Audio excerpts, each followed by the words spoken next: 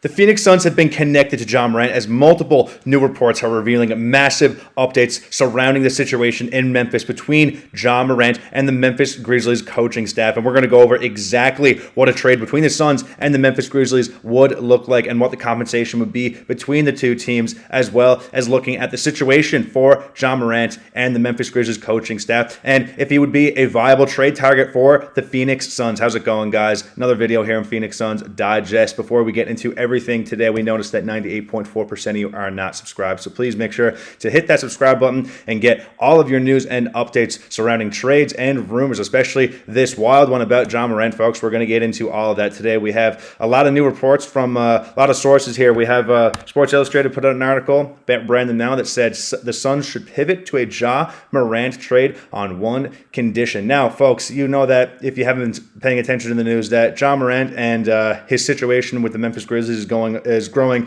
very high. The tension is rising over there in Memphis. He's not happy with the situation over there, and there's a lot of animosity there between the coaching staff and Ja Morant, the franchise player of the Memphis Grizzlies, the guy that was drafted to lead this team to a championship. And so far, it's just not going the way that they would hope. Ja Morant has had his troubles, of course, in the past with the off the court issues, with whatever you want to call it. But we won't get into that here. But he's been a bit of a troublesome player with his off-the-court actions, and there's been a lot of controversy surrounding him in particular. But nevertheless, Ja Morant is still an all-star caliber, all-NBA level talent in this league, and the chance to trade for someone like him is something that the Phoenix Suns, I think Matt Ishbia particularly is definitely looking at, considering his history with trade opportunities regarding somewhat all-NBA all-stars in this league. So we're going to get into exactly what the people are saying about this. Shams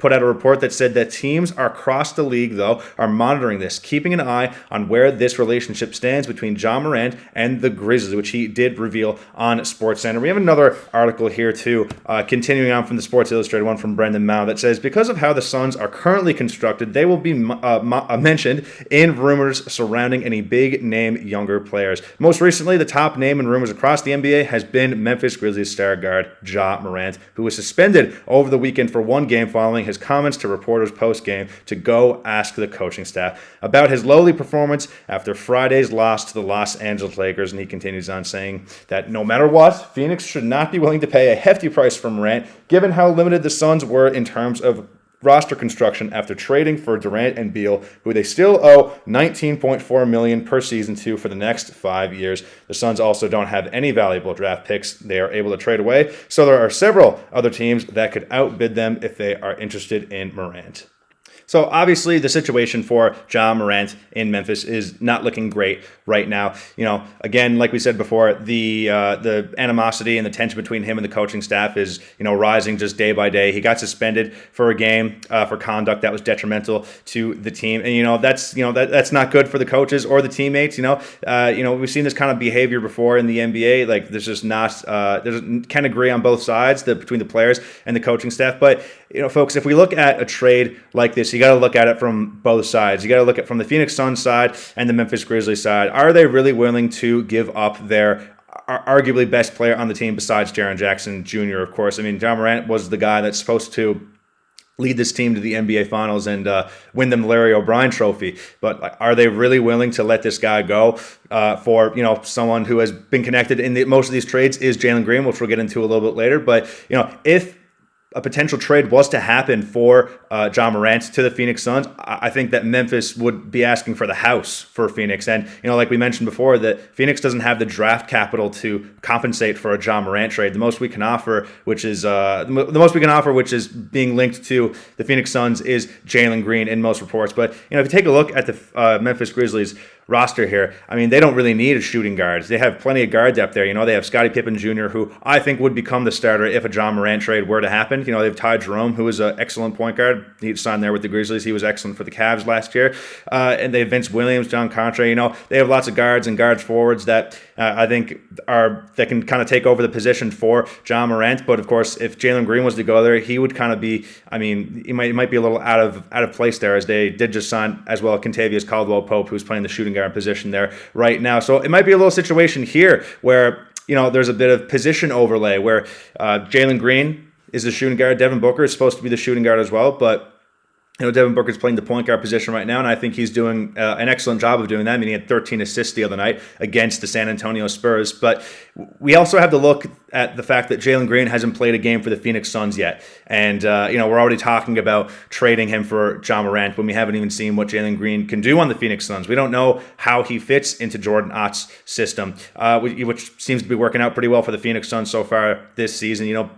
Beating one of the undefeated teams in the NBA, not anymore, the San Antonio Spurs. So I think it's important to give Jalen Green some time to recover and come back from his injury and see how he really fits into this Phoenix Suns system. In this system, I think he could really thrive. I mean, he's got the green light from Jordan Knott. I mean, that's what he's here for. He's a shot creator. He's a guy that's supposed to put up 20 points a game next to Devin Booker.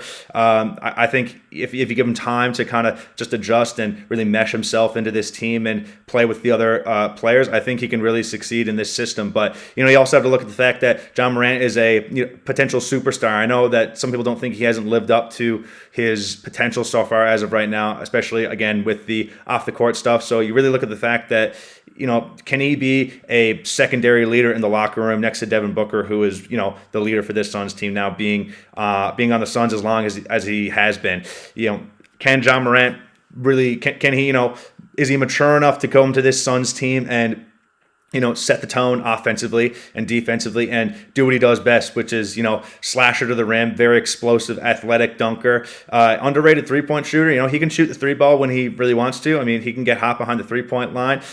He makes plays on defense. I mean, he gets chase down blocks and he pinned the basketball on the glass. He's a very talented player. And, you have to look at, I think that Matt Ishbia might be kind of monitoring this situation closely, given that, he's made big deals like this in the past with Bradley Beal and Kevin Durant. And I mean, when Bradley Beal came here, I mean, probably with me, Suns fans were thinking, I mean, what are you doing? Well, why are we bringing Bradley Beal in here? I mean, that's three super ball dominant guys that probably aren't going to play well together. They probably aren't going to win many games. And look what happened. They didn't even make the playoffs last year. So, I mean, that's just kind of adding to the point there. But Ja Morant's not that kind of player right now if you put him besides Devin Booker. I mean, if you bring Ja Morant here, you're going to have a pure point guard. You're going to have a guy that is, made to facilitate the ball. He's a really, really great passer. He's a great playmaker. He's got good vision.